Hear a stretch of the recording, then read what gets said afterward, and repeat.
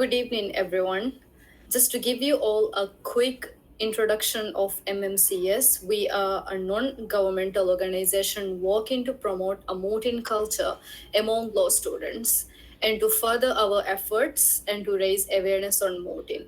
We have launched this virtual monthly webinar series, and this is our very first webinar. So, a very warm welcome to the first webinar of our virtual monthly webinar series.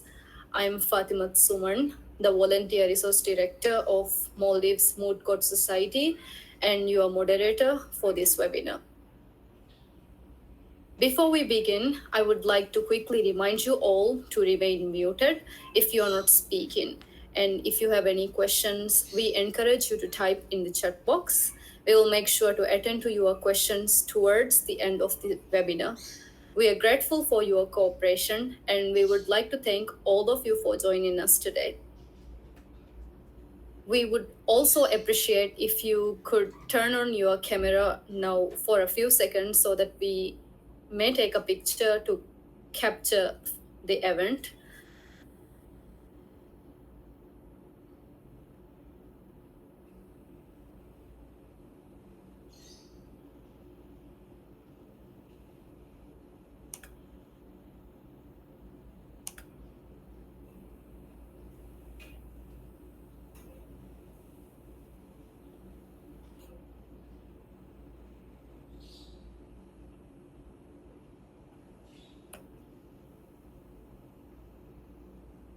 I think we should continue. Thank you, everyone.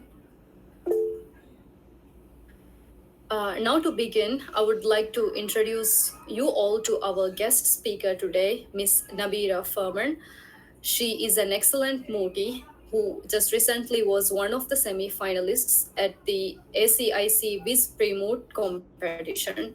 She has also received Best Memorial Award at the 16th KK Luthra International Moot Court Competition 2020 and the GD Goenka Technology Moot Court Competition 2021. In this webinar, she will be giving us an overview of the mooting, the importance of the mooting, the benefits of the mooting, and she will also dive into the different phases of the mooting in detail. Ms. Nabira Farman, the floor is yours. Thank you so much, Fatima, for your kind words. Welcome everyone to this webinar on mooting, where we are going to discuss all about mooting from A to Z. So kindly allow me to share the screen now.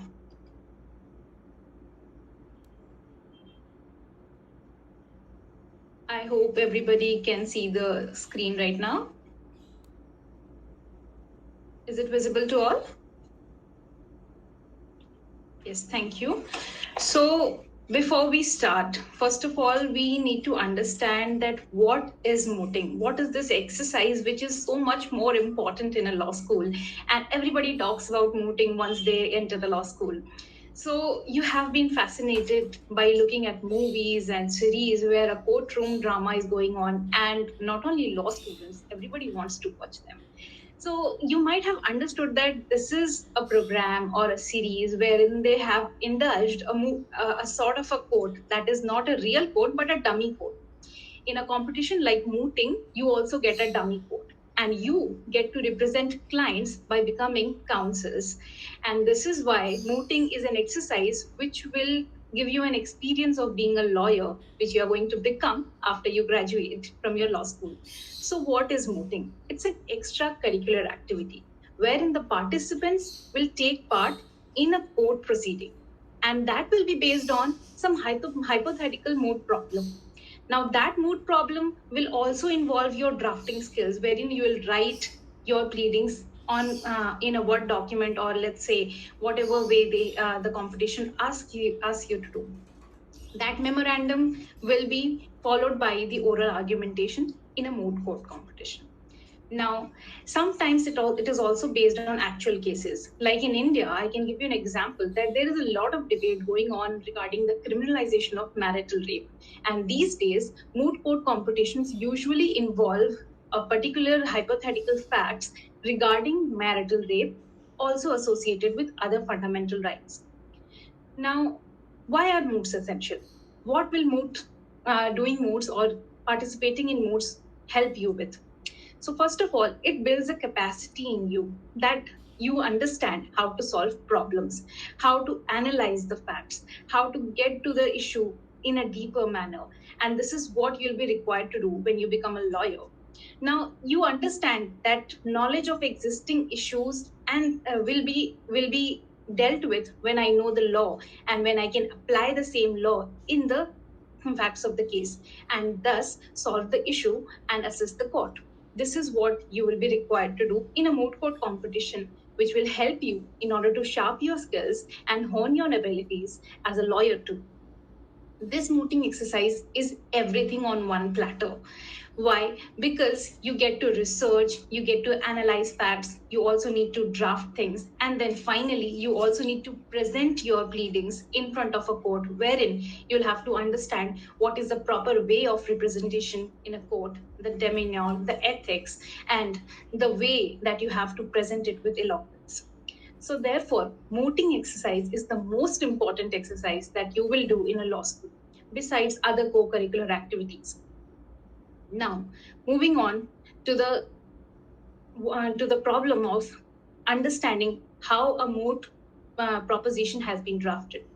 A moot proposition, as I earlier said, will include a hypothetical case, which will include legal provisions that will also have social impacts or impacts on the corporate culture based on the kind of moot problems that you will see. You will see moot problems that are based on constitutional law, sometimes on human rights, sometimes on commercial laws, and it will be different every time. It will always be drawn in a manner so that it is debatable.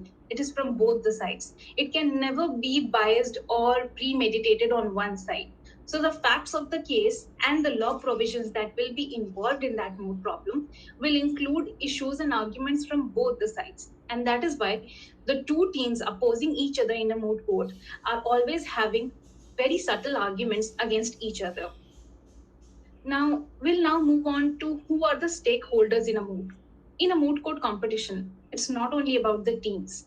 There is a lot going on and there are so many individuals involved. We can particularly divide all the individuals in three sectors. So there are the teams who are going to participate in the competition. There is an organizing committee, which would be a college or an institution, anyone, that will also allot volunteers like court masters and ushers, and of course, event management people. Then the third category would be of the judges or the adjudicators that will arrive in the moot court competition in order to judge the teams. Now, there is a proper communication between all these three people, either through mails or any other medium that the organizing committee has decided. And teams are required to be connected with the organizing committee at least in order to understand how the procedure will go on. Because it is always decided by the organizing committee, so be in touch with them. Now, I'd like to move on to the main part, that is starting with the moot. Now, how do we present and how do we start when we have decided to participate in a moot? The first thing that you will need to do is read the moot problem and do the fact investigation. Because if you understand the facts, then only you will know how to apply the law and proceed with the case. So, in fact investigation, when the moot problem is in hands, read the facts carefully and you have to acquire a mastery over it. You need to read it again and again so that it is imprinted in your mind. You know every single detail and a complete picture of the case is drawn in the mind. Now, you need to divide these facts into certain paragraphs. How do you decide what is the division to be made? So, there will be particularly two sides in a moot court. One could be the petitioner, the other would be the defendant. In appeal case, it would be appellant versus respondent.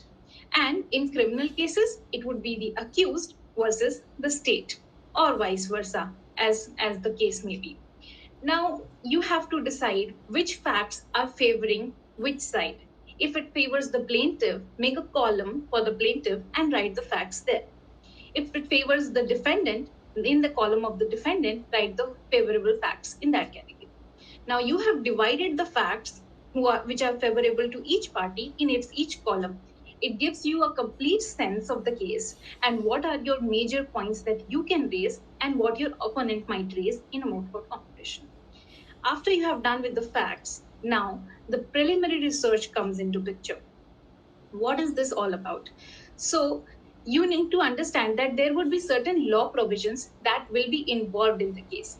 You need to identify what these law provisions are, which particular section or which particular article is involved here. Whether it's international law or your domestic legislation, you need to pick up the provisions that are needed in the case. Once you have picked them out, consider a commentary where you will find a thorough understanding of that provision. Once you know the provision, you can quickly read out everything about that law. Because if you read the law, you get a whole picture how the law is twisted and turned for each party to access it.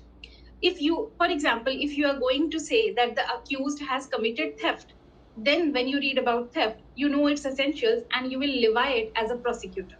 But when the same theft provision has to be taken in defense for the accused, you will know what are the essentials which have not been completed here, or what are the instances where theft is not considered as a crime. So, in those cases, or any general defense, you can find it for the accused. So, understanding the provision, the offense of theft, you might be able to defend as well as prosecute the case. That is why reading a commentary is the best thing that you would do in the start, so that you get a whole picture of the law. Once you have done that, you can go over the internet and pick out the keywords from the commentary. Now, once you have acquired a command on all this, now you have to do the same exercise of putting into columns the laws as well as the facts. Moving on to the next part, that is drafting a memorial. Now, these are roughly all the parts of a memorial, as I have seen in most of the rule books of competitions, but it will differ from competition to competition. And that is why I would suggest, before looking at the contents, go through your rules. On a bare reading, you can see that you need to develop a cover page. Then you also need a table of contents. You next need the index of authorities that you would use in your draft. You'd also need list of abbreviations, because sometimes you do not want to repeat the name of the whole act or whole legislation, and you choose an abbreviation to do so. Or sometimes you don't want to repeat Supreme Court or High Court, so you use SC or HC for that. So when you are using abbreviations, you need to list out in the very beginning that these are the abbreviations that any reader should refer to. Next, we come to the statement of jurisdiction. This is not required in most of the cases, but sometimes competitions do ask you to do it. So, in a statement of jurisdiction, basically, you need to justify why and how and under which particular provision or law you have approached the court. If you have come as for seeking your fundamental rights, then of course you need to see which provision or which article in your constitution allows you to come to the court to to redress for the redressal of your fundamental right. So this is what jurisdiction means. Now let's come to the next part, that is statement of facts. Now you might wonder why the statement of facts have to be reiterated when the moot problem is already given, and that is actually the fact. For your understanding, we can say that if a moot problem is 20 pages long, you need to summarize them, and you have understood that which facts are important and which are not. So after taking the creamy layer out of those 20 pages, you now know what is the important facts to be considered. You take them, make a summary in a 1 or 2 page thing, and then you put it in the statement of facts. Next is the issues raised. So sometimes the moot court competition itself will list out the issues for you. Sometimes it might not, and you need to identify the issues, make your own issues, and then draft it. So accordingly, if the issues are given, then you just need to reiterate those issues in this section. Otherwise, the issues that you have drawn for your memorial have to be put in here. The next thing is the summary of arguments. Now, although it is preceded in a draft before the arguments advanced, but usually when you sit for drafting, it is the last thing that you do. Why? I'll tell you quickly after discussing the arguments advanced. So the arguments advanced, the next step, as in this one, is the most important one, because it will consider all the pleadings and every representation in the court. So arguments advanced will include the issues along with the elaborate pleading that you are going to put in front of the court. That is your arguments in complete way. Now, this section has to be drawn in a more time worthy manner, because this will require most of your time. This is where your research will show, and that is why it takes most of the time. Certain moot court competitions limit the number of pages of arguments advanced, so do keep in mind to check the rules and rule book of the competition. Once you have been you are ready with all the arguments advanced, now it's time to make a summary of them, and then at the last at the last thing, you need to prepare the summary of those arguments that you have already framed under the arguments advanced section. Sometimes the arguments advanced section is also known as written submissions. Okay, now the last thing is prayer. Now, what is a prayer? Prayer is equivalent to what relief you are seeking from the court. Now, after arguing everything in favor of your client, you of course require something from the court. What is the redressal that you have come to the court, and what is your pleading? So exactly what is the remedy that you are seeking has to be put inside the prayer or the relief section. Moving on, we are going to discuss certain points that we have to keep in mind while drafting. Now, first of all, when you know that the moot problem has been released, you need to update your mind every now and then about the facts, so that you do not miss any point. And that is why it is advised that you look through the moot problem once again every week, or let's say if the competition is a shorter one of spanning only 1 month or 2 months, then you should go through the facts of the case once in a while, every 4 days or every 3 days, whatever is required. And also sometimes the moot court competition will also release certain clarifications to the moot problem that will become part 2 of the moot problem itself. Sometimes it's known as procedural order number 2, usually in arbitration cases, but it will simply be known as clarifications in most of the moot court competitions. So also go through the clarifications. Do not miss it. Sometimes they might even change the facts of the moot problem, or might also add something or subtract something from the moot problem in the clarifications they have released. So do not make this mistake of not going through the clarifications. Give it as much importance as you have given to the moot problem. Now, after you have done that, you need to see that what information is useful and what is extraneous. Now, you might have gone through a lot many cases and a lot many authorities while you might be researching for your case, but at that time you need to understand that not every information that you are reading is going to be useful to you. So just skim out all the essentials from the non-essential part. The next point that we discuss is why your opposing counsel is making might be making the memorandum. You need to keep in mind what the opposing counsel might argue here. If you counter that thing in the very beginning itself, in your very draft itself, and negate the opposing counsel somehow, it shows that you have given a lot of thought while drafting the memorandum. Now, there is next thing, that the memorandum has to be in a conversational tone. Like if I read your memorandum, I should understand that this is something which the writer or the drafter is trying to tell me, and I understand or comprehend it in the very same manner as it is expressed. So that is how you make it conversational. And the last point is, if you're participating in a competition, as I said, you need to look at the rule book. Never miss this. Many students have done this mistake, and they later on realize that this was not to be done. In fact, I had also missed a small point while making one of my memorandums. It was advised to put the page numbers on right hand corner at the bottom, while I had put it in the middle of the page, in the bottom only.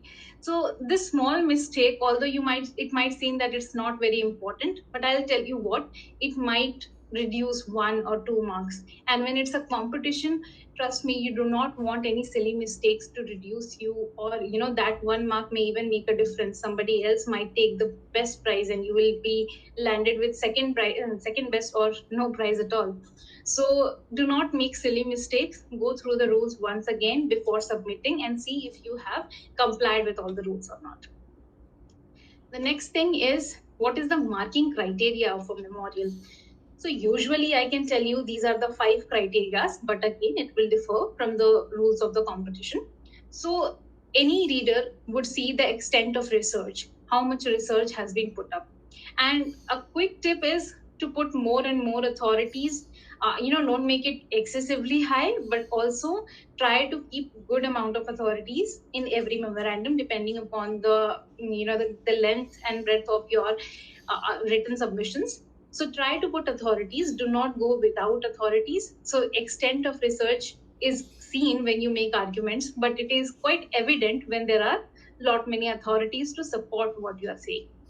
Now, there has to be your clarity of content. Like, you do not shift from one argument to another without any reason. There has to be clarity what is the argument that you're trying to make. The next thing is the fact analysis. And therefore, I said in the very beginning that take your time, read through the facts, divide the facts into columns, try to understand favorable and non favorable, essential and non essential facts. All right. The next thing is the authority cited. It goes along with the extent of research. And the last and important, the most important one is the grammar, the citations, the formats, etc. Because even if one goes through a cursory look of your memorial, they will understand if there are any grammatical issues, if citations have not been done uniformly, or if there are formatting errors, there are special errors and indexes here and there. So it looks messy, and that is why the first idea impression that you put on the reader becomes really sad. So that is why you don't want the reader to see and just understand that this might not be a good memorial at all. So take care of the grammar issues, correct them, take look at the citations and the formatting. Now, this is all a lot to do, and that is why a quick tip here would be to prepare your draft in advance. Do not wait for the last day. Usually, in law schools and law students really struggle to meet with all the deadlines. But I'll advise you, if your submission is, let's say, 20th August, then you need to prepare your first draft by the end of July. You must have number of days to go through your draft for a second time, third time, fourth time, in order to polish your arguments, in order to make your formatting up to mark. Citations should be uniform and neatly drawn. So all those things will take time, and that is why you have to run in advance and not lag behind. All right. Now, moving on to the next point, that is about oral submissions. So once you have done all the draft and you have submitted your draft completely, now it's time to come to the arena of the war. Now, what is about? First of all, we'll discuss writing the speech. So many a times, what happens is we do not write a speech, and we simply think that we know all the arguments, we have drafted everything, the speech is not required, I want to be spontaneous on the podium and I'll be quite confident and I'll just sail through easily. But that is not the case, because you get a proper time limit, and in that time limit, unless you know what are the points, what are the things that you're going to argue, you will not be prepared at all. You might even take all the time in making just one argument. So therefore, looking at the time that you have at hand, 15 minutes, 20 minutes, 30 minutes, whatever time has been given to you as in per speaker of the team, you need to understand and figure out what are your arguments that you'll particularly make there. So write a speech in advance. This should also be prepared, at least 10 to 15 days prior to the main oral submission. In larger moots, difficult moots like the William C. Vis, this preparation has to be made 2 or 3 months before. And you might have seen that there are students who take part in a lot of pre-moots, and those pre-moots are a basic exercise for the main Vis moot. So you might understand that the speech as well as the oral submissions are ready even before months of the moot court competition. So it depends on the moot to moot, but in a general national moot court competition where the span of the moot goes around 2 months or something, I think preparing the speech 10 to 15 days prior to the competition and giving it time for practice and poise would help you. So writing the speech has to be done prior to the competition, and it has to be done in accordance with the time that has been given to you. Then something about speeches. It's called signposting, and signposting is the most important thing. So signposting tells you that if you have 4 arguments to make, you need to first of all let the court know that your lordship, or you, if you say Mr. Arbitrator, whichever kind of competition you're going to, you'll just say that the council would like to submit 4 points, or I like to make 4 submissions. Firstly, this. Secondly, this. Thirdly, this. And lastly, this. So you already said that you are going to come up with 4 submissions.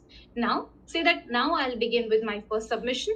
So this is what this is called. This is known as signposting. You let the court know whatever argument you are going to make. So the first argument that you're going to make, you just make a statement that this is my first submission.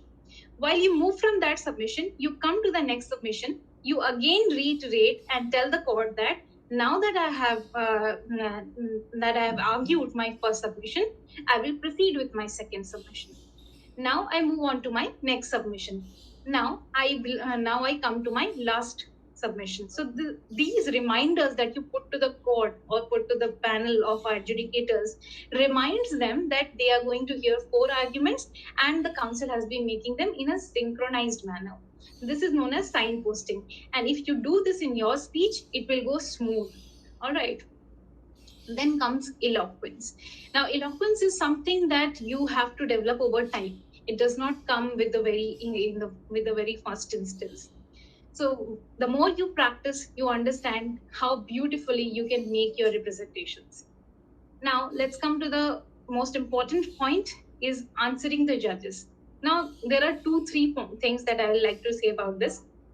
Your preparation will show how much answerable you are to the court. Secondly, while the judge has asked you something which comes in your speech later and does not come now, you should not tell the judge that I'll come to it later, because the judge has a question right now and he needs the answer right now only. If you do not answer it, then he just loses interest. So therefore, while the question is posed to you, you take a pause from your speech. Do not stop the judge. Instead, stop yourself and answer the question. Come back to your speech after that. Next thing is time management. So this is also something that you'll have to see with more practice, and of course time management is not guaranteed that you'll be able to make all your submissions within that 15 minutes or the allotted time. Sometimes the judges are asking a lot many questions, and that is why you do not get the time to make your speech. But then you have a smarter way to get out of it. What is that way? If you answer the question of the judge, try to bring in points from your own speech or from your own arguments in order to address the question. Now, when you do this, you actually hit two destinations with the same arrow. While you answer the questions, you have also made your arguments, and you have also answered the judge in a proper manner. So both the things have been done. So this is the best thing that you will do when you are posed with a lot of questions. Now, coming to the next point, we need to see what is the marking criteria in orals. So first of all, we need to see that there is an ingenuity or ability to answer questions. So sometimes I'll tell you what, it also depends on your luck that you might get a cold bench or a hot bench or a mixed bench. So what do we understand with all these 3 terms? So I'll tell you what. A cold bench is a panel of adjudicators which usually does not ask a lot of questions. So they are silent listeners. They'll judge you on the basis of what you argue in a simple manner. They might even ask 1 or 2 questions, or simply not interrupt you during your speech. By the end of your speech, they might ask a few questions, and that's it. So that's usually known as a cold bench in normal terminology, in what students call it. And the second is the hot bench. The hot bench is a panel of adjudicators who will ask a lot many questions, and they will not allow you to speak at all. They will not allow you to just be prepared and just come prepared with your speech and reiterate whatever you have already prepared. They'll see you, they'll judge you on spot. They want to ask so many questions so that they know that if you do not lose your confidence. And the way they try to ask, that is also somewhat making the other person nervous about it. So therefore, please try to understand that a hot bench is not your enemy. It is sometimes the best things, and I've seen teams proceeding further in the competition because they got a judge panel of judges wherein the questions were asked in a gruesome manner. So that's a hot bench. And then coming to the third, that is the mixed bench, or as you can understand from the very nomenclature, it is a bench which will have both kind of judges. Judges asking a lot of questions, judges also being patient listeners. So that is by far the best thing, because every counsel who has prepared his speech or her speech would want that I make all the arguments or some of the arguments that I have already prepared. But marking criteria, so therefore it depends on these five things. What is the application of law, the how well you have been able to apply the laws in your particular case. Then there's the knowledge of law. They are very much eager to see if you have researched properly, if you know the law properly. There's time management, of course, and the style, the courtesy that you will maintain in the court. And then there is the ability to answer, which will fetch you marks actually. Now, coming at what is the one stop way to excel at orals. So, there is no particular way. You just need to practice, practice, and practice even more.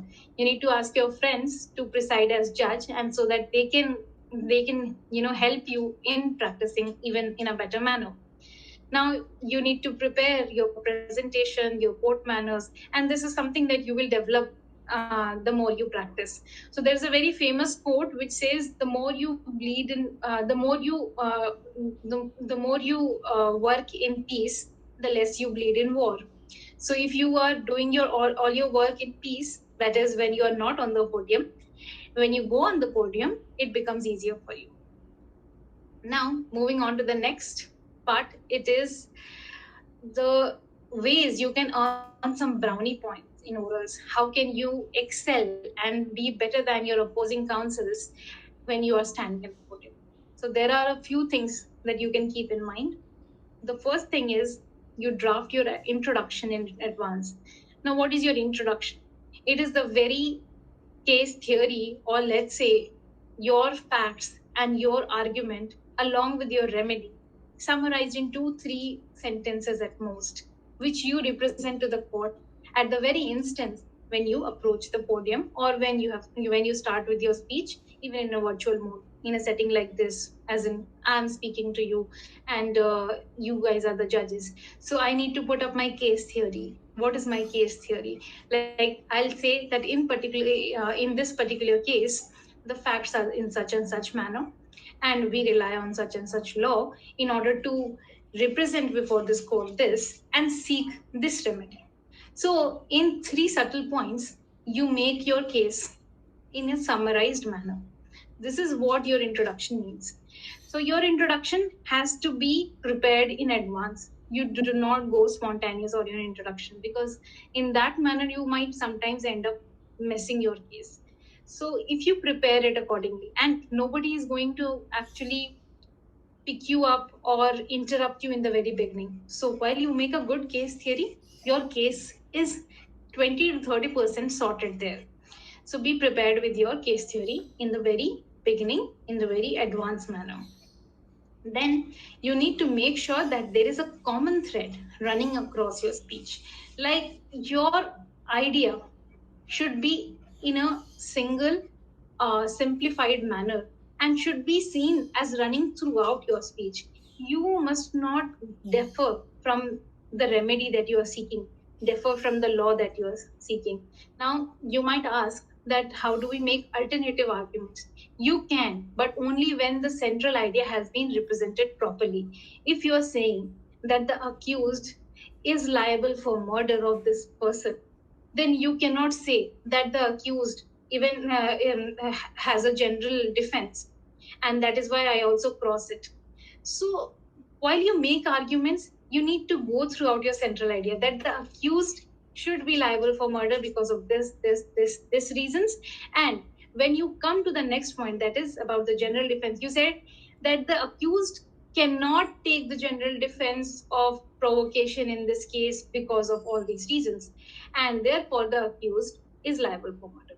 So the central idea goes along with your speech. Even if you take recourse to different essentials, different provisions, and different other cases, and even if you go a little astray from the facts of the case in order to prove something, the central idea should be represented in a wholesome manner and should be present in your whole speech in all the 15 minutes or whatever time has been allotted. Now, next point is you need to prepare the replies to the questions you have expected to be asked. All right. So you know what are the questions that the judges might ask. The judges might ask you, if you are quoting some case, they might ask you, which year does the case belong? What are the facts of the case? Why are you applying this case to this facts? So these are the simple questions that we can expect from the judge to ask us. And sometimes it also emerges out from the facts, because the judges might not be very thorough with the facts as much as you are. So they might ask you certain questions. So why did this person not go this way? So you need to prepare an advanced answer for that. You need to see which are the areas that you would probably get stuck when you are in the orals. If you had already prepare the answers in advance, then you will be appearing as confident and as fluent in the way that you have prepared. Now, the next thing is write a concise summary of your argument. Again, just like the introduction has to be prepared in advance, you also need to come up with the conclusion. So, this is even more important than introduction, and I'll tell you why. Sometimes, while making the oral submissions, you run out of time. It is very common that if you are given 15 minutes, you did not realize because of the number of questions asked, or maybe some glitches occurred and you got nervous or something, and you lost time there. Now you need to simply you asked the judge, you pleaded the judge that may I be given 1 minute extra simply to simply make the submission and summarize my case. The judge gives you just 30 seconds, and in that case you get in a problematic situation. Now what do I say in 30 seconds? How do I summarize in 30 seconds? That is why, for being prepared in advance, if you already have your conclusion at hand, those 30 seconds would be smooth for you. Therefore, always be ready with the conclusion of your case before the before going into the orals. Now, the most important thing that we discuss in this webinar are the do's and don'ts, and I'll take you one by one into all this. So, first of all, while you are citing the relevant cases, you need to have an authentic copy of the case at hand. Now, this can be represented in two ways. When you are in a physical moot and you have been arguing on a podium, then you need to have a physical copy, a Xerox or a photocopy of your cases that you have relied on. And while you are making the argument and citing that particular case, give one copy to the opposing counsel and one to the panel of the judges. So this is how you show that what I'm speaking is not only something that I'm making up, it is authentic and it is genuine, it is coming from the courts of law. And that is why you need to give the case law, or in an arbitration proceeding, the arbitration award to both your opposing counsel as well as the judges. The next thing that you need to do is you have to keep all your reference material flagged already. Why? Because this shows your preparation. You should not lose your time looking out for page numbers or looking out for your materials. Where are they? Where are they? This shows your messiness, and this is not very impressive for anyone to watch you speaking. They don't want to take a pause. It is you who are making them pause because of your findings right now, and you're fidgeting around the pages. So, in order to avoid that, keep the flags ready. Whatever cases you're going to refer to, or whatever points or facts in the moot problem that you're going to refer, you should always keep it flagged, so that the time you are speaking, you simply go to the main page that you are required. And you also need to cite the same to for the panel of judges in order to assess the court. For example, if you request the panel of judges to come to page number 5 and make an argument there, you simply ask them that now I would like to draw your attention to page number 5 of the Moot Problem, wherein it is stated as such and such. So this is how you take the judges to that very same page that you are referring to, and take a small pause at that time, because if you do not, maybe the judges do not even reach there and you start speaking over them. So just see whether the judge has already reached there, and you can take a pause of, let's say, 2 to 5 seconds at max. All right, now moving to the next point, which is you always need to make points while your opposing counsel has been speaking. So when you need to make rebuttals, you usually try to counter your opposing counsel in the best possible manner so that he or she does not take away the case and you land up as the winner. It's very important that you take notes of whatever the other speaker is saying on the podium or in a virtual competition on the screen. So be very alert, vigilant, and make pointers of what the opposing counsel is going saying wrong and how you can counter it in the best possible manner. It is also possible that you come up with 5 to 6 opposing arguments and you can counter the other one, the opposing counsel in 5 6 areas. But understand, you do not have so much time in rebuttals. So you might even want to take 1 or 2 rebuttals, not more than that, given the time that you have been allotted. Take the best ones. And in order to make that judgment, you need to write down everything. Because writing down will help you remember which of the important points you need to tackle and how you should choose from those 5 6 points and narrow it down to only 2 rebuttals, which will help your case to the utmost manner. Now, coming to the next point, which is you need to listen to the judges and do not speak while they have been talking to each other. So sometimes they want to consult each other. Okay, they might really, this is not very usual in a moot court competition, but sometimes judges do. They talk to the other judge in some way, and that is for a very shorter period of time, like 10 to 20 seconds. So when they are doing so and you do not have the judge's attention, please be quiet at that moment and take and see if the judges are listening to you. Now the next thing is you have to remember that you are not here on the podium in order to read out your moot speech. You have to make a conversation with the court, with the judges, the panel of adjudicators, and that is why you simply do not read aloud your speech.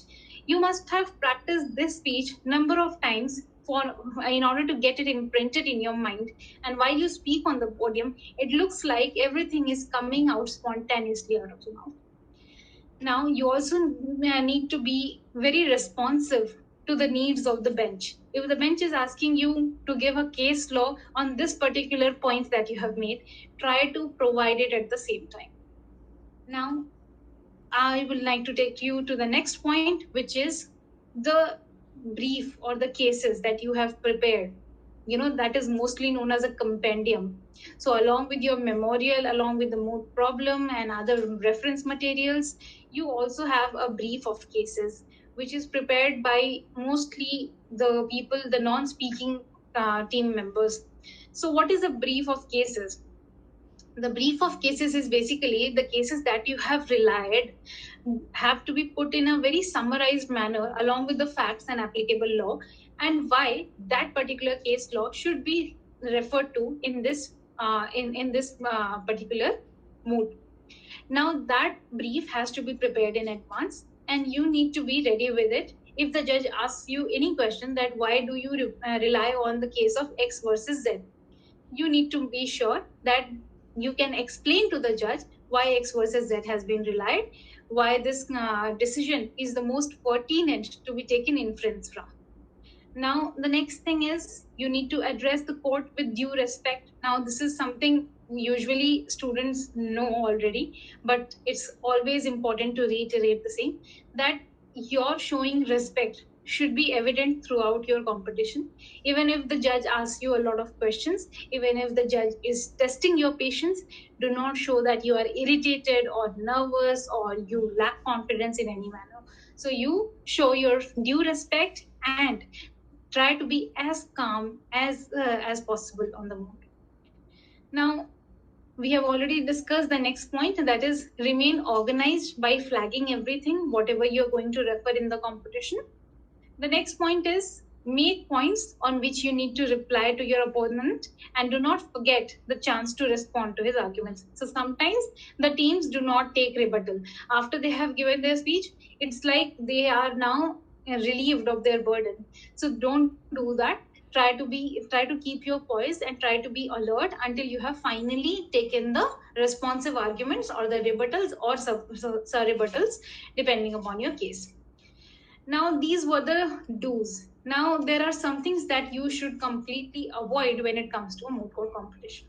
What are the do nots or don'ts? Now, you see, you should never express your personal opinion to the case. Like, you should not say that, in my opinion, it should not be this way, but that way. So, in my opinion, is not actually what the court will rely, because the court wants authority. The court wants any adjudicatory mechanism that will resolve the issue. They will not take what your opinion is. So try to avoid any opinions being represented on the podium. All right. Now the next thing is, you do not interrupt the judge while he or she is making a question, or even if they are explaining something. They might eat 1 minute of yours, but you do not interrupt the judge in any manner whatsoever. Sometimes you might get unlucky, but the judge would also understand that he or she spoke for 2 minutes straight, and that has eaten up your time. And you can only make a request at the end of your time, and I would like to request for a 2 minute extension in order to represent this issue or summarize my case, or whatever request you want to make. But do not interrupt the judge while he is speaking to you or while he is narrating something. Now, do not read out directly from your brief. It again goes that you should be prepared in advance, but that does not mean that you come to the podium, simply say your speech, and go back. It does not work in that manner. It has to be in a conversational and in a persuasive manner. It has to be a request that you're making to the court. Look eye to eye to the judges. Do not show irritation or nervousness, but show your confidence and your humility at the same time. Now, do not cite cases without law reports. So, this is done by most students in a virtual mood. They do not tell where it has been cited, in which year the case had actually come, what was the authority in this case. So, just throwing out cases without their backing of reports and authenticity, it shows that you are not a genuine speaker. So if you want to show your authenticity, please come up with cases wherein you also cite the year of the case, the court that had pronounced the same, as well as if it has been reported somewhere. Now, while you say the reported cases, please do not use abbreviations. You can say it was reported in the All India Reporter at page number this, in volume number this. Do not say AIR number this. All right. Now, coming to the next, okay, we are towards the end of the PPT as well. So, you need to make sure that you have everything for argumentation and you are ready with your written submissions at the right time. Now, I wish you all the best for the competitions that you will be participating in future. And if there are any questions, I would like to take up those.